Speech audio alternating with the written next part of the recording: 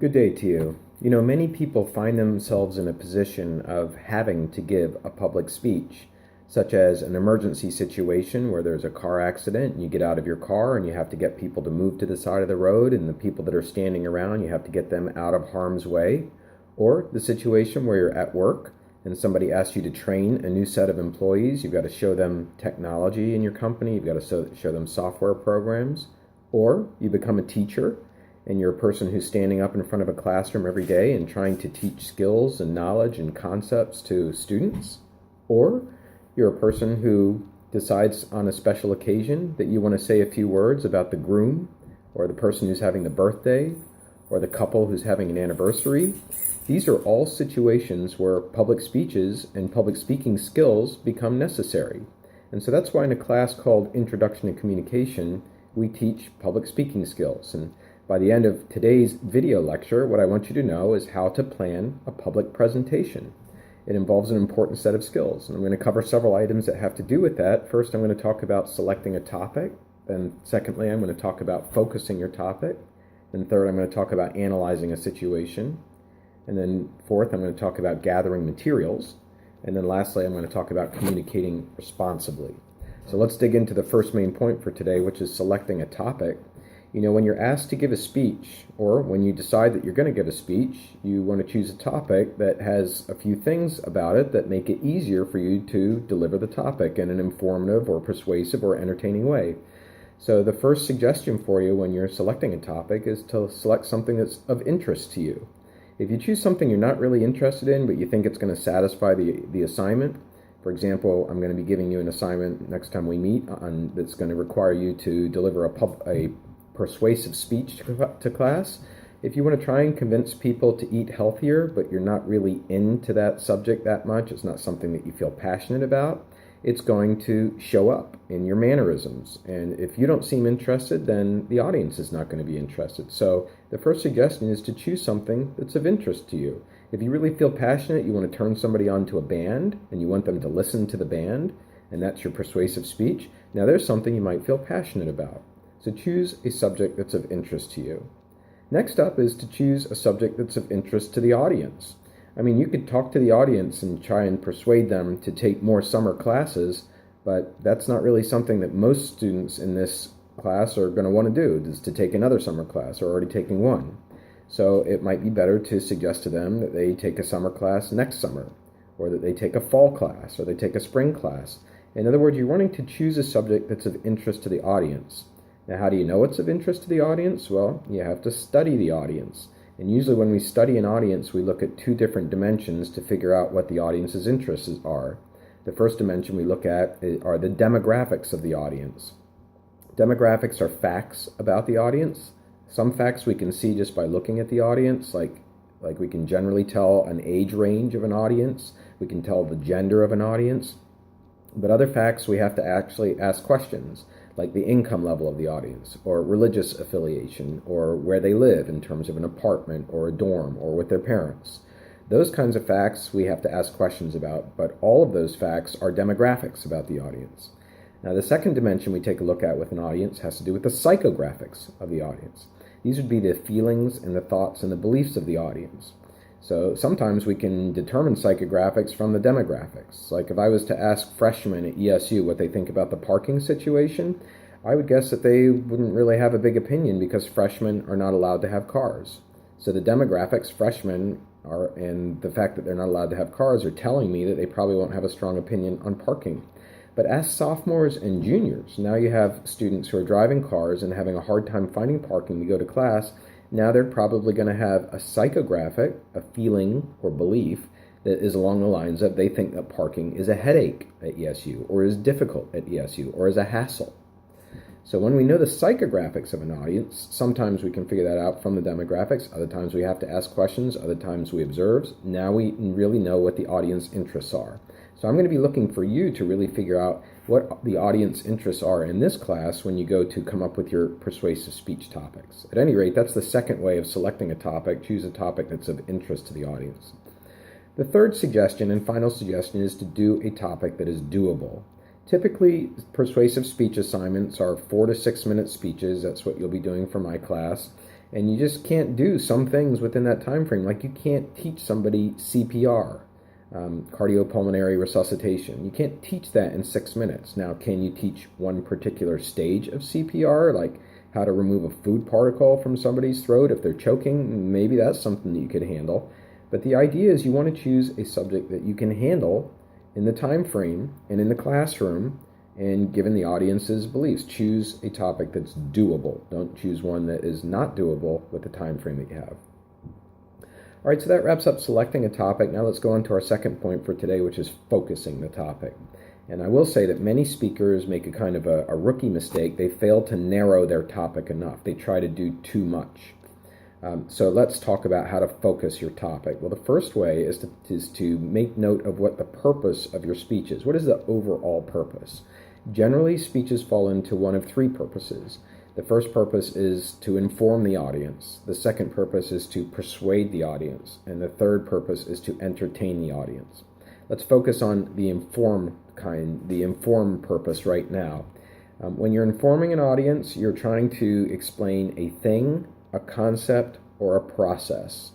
A thing is an object. It's something you can see and feel. It's like what a levee is. You know what a levee is? When they build that next to a river so it doesn't flood. It's a high piece of ground. It's shaped like a ridge. You can walk on it. That's a thing. Or you could explain what a thermostat is in your house. Or you could explain what a longboard is, a kind of skateboard. Those are all things. We can see and feel them. They're tangible objects. Another kind of information speech is to explain a concept. A concept is more difficult to explain because it's abstract. It's up here. You have to use your mind to envision what it involves. You're not going to see it clearly. So you could explain what a nickel defense is in football, for example. Or you could explain what unhealthy jealousy is, as if there is healthy jealousy as well. Those are concepts. You could explain what love is. You're providing information about it, but it's not something that you can see. You have to explain the feelings that go into love, the commitment, the loyalty. Those are dimensions of that particular concept that you might talk about in order to get across that information about love. And then the third way of doing an informative speech is to explain a process. A process is how something works. So it's how to make a composter. You know what a composter is? It's where you can dump organic material into it and then it dissolves and it becomes fertilizer. Or how to jump a car battery when your battery goes dead. These are things that involve steps. You have to do one thing before another. That's what makes them a process. So those are all the different kinds of informative speeches that you can give. Now let's look at the persuasive purpose. A persuasive purpose to your speech is you're trying to influence the audience to accept a belief or to take an action. So you're trying to get them to do something, to change their minds, essentially. And that's a very difficult thing to do with some audiences. Are you trying to get them to eliminate soda from their lives? Are you trying to get them to register to vote? Are you trying to get them to turn off their car when they're idling at a convenience store? Are you trying to get the audience to realize their true potential by striving to accomplish things that they don't think that they can accomplish? Those are all different levels of persuasion. You're trying to get the audience to accept a belief that you're behind, or to take action on something and go out and get their driver's license, etc. That's the second speech purpose. The third speech purpose is to entertain the audience, make them laugh, make them feel happy, make them feel welcome, comfortable, to just be amazed by something that you're showing them because it's stimulating to their eyes. These then are the three purposes, the first step towards narrowing or focusing your topic. Now, in truth, all speeches, all good speeches anyhow, have elements of persuasion, elements of information, elements of entertainment. So it's really more about what is the primary focus of the speech. Is it mostly about entertainment? Is it mostly about persuasion? Is it mostly about information? Once you've figured that out, now you can come up with a language for your speech. It's going to influence the verbs that you use. It's going to influence what you ask of the audience. So that's what comes next, to determine the specific thesis statement, which we've already gone over in class. We know the thesis statement is introduced by saying, by the end of this speech, or by the end of this presentation, or by the end of this talk, now you know what's coming next is going to be the overarching statement of what the speech is about. That's the thesis. I want you to, for an information speech, it's going to be comprehend, or understand, or be aware of. For a persuasive speech, it's I want you to be convinced. I want you to agree with me. I want you to be in favor of this. So that's how you narrow a speech. It's by first coming up with a speech purpose and then coming up with the thesis statement that you're wanting. And the thesis statement is something you normally spend a lot of time on to try and get as tightly focused as possible. All right, our third point for today is to analyze the situation. Analyzing the situation will help you design your speech to cater to the specific needs. There is no such thing as a speech that works in all circumstances. You have to always think about who the audience is. I mean, I know the audience for this class, for example, is going to involve 6 students who are sitting in a live classroom and 2 students who are in Philadelphia. So I have to kind of try hard to make sure that the students in Philadelphia have an equal chance to participate in our discussions as do the students who are right in front of me, who I can see, and who, if they make a movement, it appears to me more clearly than if the students do on video. So I try to adapt to that by asking them questions and sometimes making jokes to try and bring them in a more active way than the students who are live in front of me. That's all part of the situation.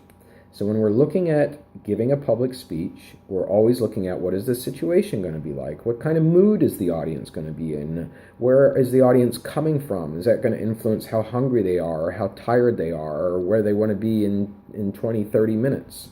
These all have to do with the situation.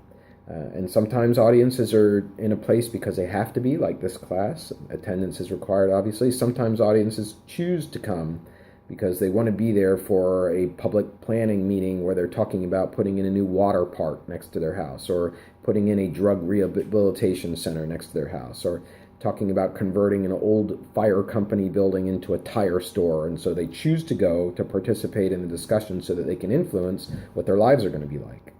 Thinking about the situation is another important step that goes into planning public presentations. Next up, item number 4, our fourth point for today, is gathering materials. Now that you've come up with your purpose, you've come up with your thesis statement, you're looking at the situation, what it's going to be like, now it's time to gather materials so that you can have some support for your speech, especially support for certain claims that you're going to make.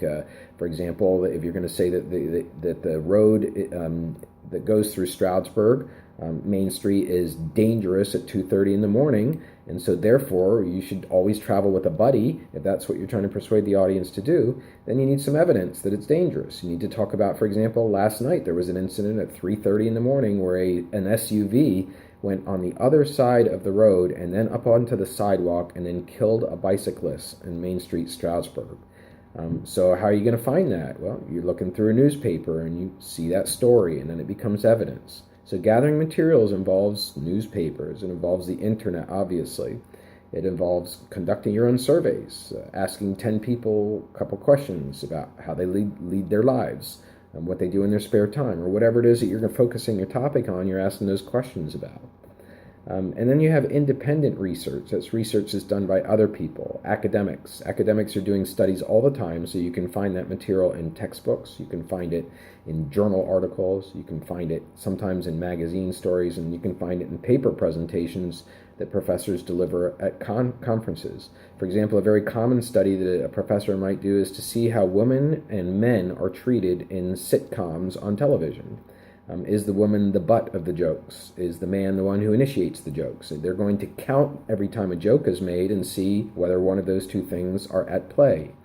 These are studies that are very common that you can use in your speeches. So gathering materials is getting support for your speeches, and when I assign your persuasive speeches, I'm going to be requiring that you cite 2 sources of evidence. I'll talk about that more in class. Lastly and fifthly, we come to our final point for this video lecture, and that is communicating responsibly. Communicating responsibly is all about choosing a topic that is appropriate for the audience and the occasion. And so sometimes that's difficult to do. Guns and the death penalty and abortion, those are big subjects. Homosexual marriage, gay marriage is another big subject. These are subjects that people feel very, very strongly about. Whether talking about gay marriage to an audience of conservative Christians would be appropriate is maybe not going to work unless I find a way very skillfully to address it without offending them to the point where they turn me off. So communicating responsibly is about thinking what's appropriate. It doesn't mean that you should shy away from difficult subjects. It does mean, however, that you should shape those subjects to give the audience the best chance to accept those subjects. Also, communicating responsibly involves presenting a balanced perspective. It's making sure that you're not only presenting a one-sided view of a subject. If we take, for example, gay marriage, the view that is most prevalent right now is that gay marriage should be allowed. In fact, the Supreme Court has upheld that for every single state. You can get married now if you're gay in every single state in the United States. But to talk about that subject while ignoring that some people have objections, some people say, well, marriage is a religious institution and a civil union would really be better for homosexuals than a marriage, which is using a term from religion. You should acknowledge that there are other perspectives within your speech. It only strengthens it when you do acknowledge those rather than just pretend that they don't exist. Also, it's important to communicate responsibly by citing your sources, which we will talk about on Thursday, rather than just leaving a statistic hanging out there without any source citation. And finally, communicating responsibility involves not plagiarizing. That means not taking somebody else's words exactly and repeating them as your own. Certainly, it's wise to use other people's words. President Obama, the other night, when he had a heckler in the White House, he said, "Not in my house." Well, I could use those words to talk about what it's like to throw somebody out who is heckling you in a public forum. And if I did, I would want to cite him. I don't want to just plagiarize and say "not in my house" and present it as my particular saying. It's not. It's one that I would be borrowing from President Obama. So that then wraps up the final dimension of communicating responsibly. So once again, what we've done here today, hopefully, is to help you now prepare for a public presentation, not just in this class, but outside of the class. And we talked about 5 major points to get that across. We did, first of all, selecting a topic. Secondly, focusing that topic. Thirdly, we talked about analyzing the situation. Fourthly, we talked about gathering materials. And then finally, we wrapped up with communicating responsibly. Hopefully now, whenever you have to give a public speech, you feel ready to go.